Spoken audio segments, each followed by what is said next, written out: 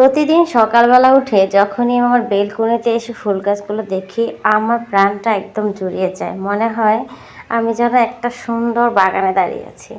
যদিও বেলকনিটা ছোট, গাছগুলো খুবই কম, তবে এইখানে ছোট্ট ছোট্ট এই গাছগুলো আমার কাছে অনেক বেশি প্রশান্তি দেয়।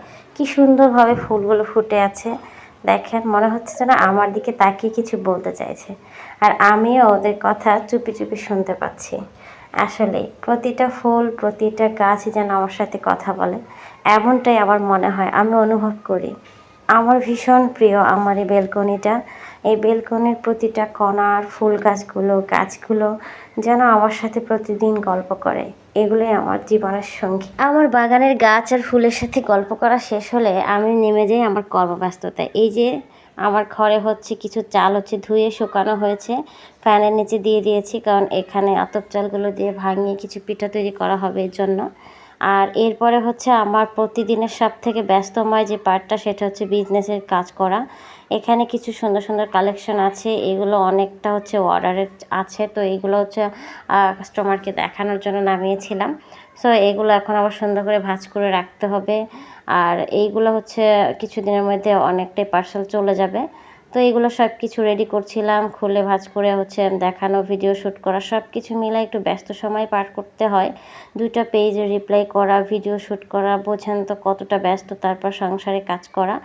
এরপরে আজকে ছিল আবার শুক্রবার, তেমন কিছু রান্না করব না, খুবই সিম্পল। বাসায় যেহেতু আপনাদের ভাইয়া নেই, তো এর জন্য তেমন কিছু রান্না করব না, বিকালে করব। দুপুরে রান্নায় খুবই হালকা পাতলা কিছু রান্না করব। এই জন্য আদা রসুন কিছু হচ্ছে ব্লেন্ড করে নিয়েছি। আগের দিন হচ্ছে আমি এটা কুচিয়ে নিয়েছিলাম, আর এখন সকালবেলা উঠে হচ্ছে ব্লেন্ড করে নিব।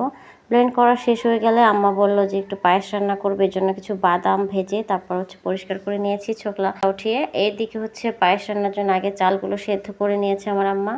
এরপর এর ভিতরে দুধ, বাদাম, নারকেল, চিনি সব কিছু অ্যাড করা হবে।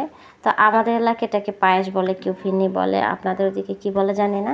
আর এদিকে হচ্ছে চিংড়ি মাছ দিয়ে কিছু মিষ্টি কুমড়া রান্না করব। বলছিলাম যে আজকে তেমন কিছু রান্না করব না, শরীরটাও ভালো না, সব কিছু মিলে তেমন ভালো লাগছিল না। আর এইদিকে হচ্ছে আর একটা তরকারি করেছিলাম, এটা হচ্ছে কাঁকরোল দিয়ে বাদাম দিয়ে হচ্ছে আলু দিয়ে একটা রেসিপি। আমার বাসার অনেকে কাঁকরোল পছন্দই করে না, তো কী করব, বুদ্ধি খাটিয়ে একটু ইউনিক স্টাইলে রান্না করলাম। তো আমার কাছে অনেক বেশি মজা লাগছিল, যদিও প্রথম ট্রাই করেছি, কিন্তু আমার কাছে বেশ মজা লাগছিল, সবার কাছেই ভালো লাগছিল। বাদাম দেওয়াতে অনেক পছন্দ, ঘরের সবাই বাদাম পছন্দ করে। আর বাদাম দিয়ে রান্না করাতে সবাই অনেক পছন্দ করেছে, খেয়েছে চেটেপুটে। তারপরে হচ্ছে পায়েসটা রান্না করার জন্য এই যে দেখেন নেড়ে চেড়ে নিচ্ছি যাতে নিচে লেগে না যায়। এখানে দুধ অ্যাড করা হয়েছে, গুঁড়া দুধ দিয়েছি, বাদাম সব কিছুই আছে। আর ফ্লেভারটা যা আসছে না, মনে হচ্ছে এখনই খেয়ে ফেলি। তো রান্না কমপ্লিট করে এবার আপনাদেরকে একটু দেখাই। এটা আমি খাবো বলে একটু ফ্যানের নিচে দিয়েছি, আর এত বেশি মজা হয়েছিল, যে খেয়েছে সেই কিন্তু অনেক বেশি প্রশংসা করেছে।